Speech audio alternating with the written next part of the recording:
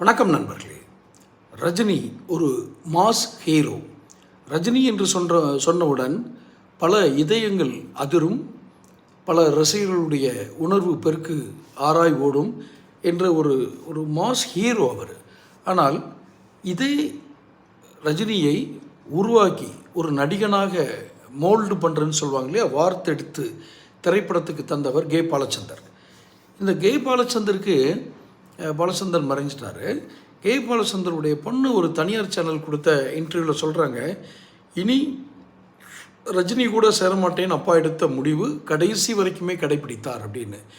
ஏன் பாலச்சந்தர் ரஜினியை ஒதுக்கினார்ன்ற விட நான் இனி அவனோட சேர்ந்து எடுக்க மாட்டேன்னு ஏன் சொன்னார் அப்படின்னா, பாலச்சந்தர் என்ன ஒரு வடிவமைப்பில் கதைகளை அமைக்கிறாரோ அதற்குள் ரஜினி பொருந்தவில்லை. நான் ஏதோ கான்ட்ரவர்ஷியலாக சொல்கிறேன் நினைக்காதீங்க. ரஜினியோட இமேஜ் வேறு மாதிரி வளர்ந்துருச்சு. கண்ணாபின்னான்னு உலகம் பூரா அவரை தெரியும். அது ஒரு ஆர்கனைஸ்டு இமேஜ் கிடையாது. அவர் வந்தால் ஆர்ப்பரிக்கிற ரசிகர்கள் இருக்காக அப்படிங்கிறதுக்காகவே காட்சி அமைப்புகள் அமைப்பாங்க. இப்போ எடுத்திருக்க கூலிங்கிற படம் என்ன வெளியாகலை. ஆனால் அந்த கூலி படம் கூட ஐ திங்க் இந்த 2 days நான் வெளியாகுதுன்னு நினைக்கிறேன்.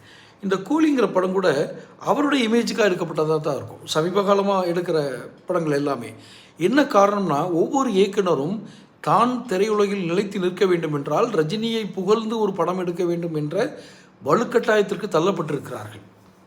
உதாரணமாக சேரன் எடுத்த முதல் படத்தில் ஒரு பாட்டு வரும். அந்த பாடலில் கருப்பு தான் எனக்கு பிடிச்ச கலர்னு அந்த பாட்டு வரும். அந்த பாட்டில் நம்ம ஊர் சூப்பர் ஸ்டாரும் கருப்பு தான் அப்படின்னு ஒரு இதை போட்டு முடிச்சிருவாங்க.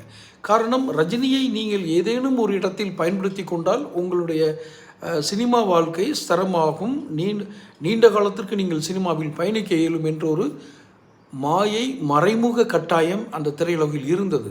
ஆனால் அது போன்ற சிக்கலில் சிக்க விரும்பவில்லை கே பாலச்சந்தர். அவருக்கென்று கிரியேட்டிவிட்டி இருக்குது. யாருக்கு? கே பாலச்சந்தர் ஒரு கிரியேட்டிவிட்டி இருக்குது. விமர்சனத்துக்கு உள்ளாகலாம், அவருடைய படங்கள் விமர்சனத்துக்கு உள்ளாகலாம், அவருடைய படங்களில் நீங்கள் பலவிதமான குறைகளை சொல்லலாம். ஆனால் அடிப்படையில் வசனங்களாகட்டும், அவர் எடுத்து வைக்கும் கருத்துக்களாகட்டும் சமூகத்தின் கடைசி மனுஷனுக்கும் போய் சேர்ந்தது. இது மாதிரியான ஒரு கட்டமைப்பு ரஜினி போன்ற அதிரி புதிரின்னு சொல்லுவாங்கள்ல, எந்த இமேஜும் இல்லை, ரஜினி வந்தாலே போதும். இது என்ன சித்தாந்தம்? இது மிகவும் ஆபத்தான சித்தாந்தம். அவருக்கென்ற எந்த கொள்கைகளும் கிடையாது. இப்படித்தான் நடிப்பேன்லாம் சொல்ல மாட்டார். வருவார், சண்டை போடுவார், ஏதாவது ஒரு சமூக விரோத செயலை கண்டிப்பார், உடனே அவர் பெரிய இல்லாயிருவார், ஏதாவது தலைவன் பாருங்க. இது சாரி இல்லிஷன்ஸ் ஓகே, அது ஒரு படம் தானே. ஏன் பாலச்சந்தர் கடைசி வரைக்கும் சேரலைன்றதுக்கு ஒரு காரணமாக இருந்தது. சேனல் பாருங்கள், சப்ஸ்கிரைப் பண்ணுங்கள், நோட்டிஃபிகேஷன் பெல் பதிவு பண்ணுங்கள். அப்போ தான் என்னுடைய பதிவு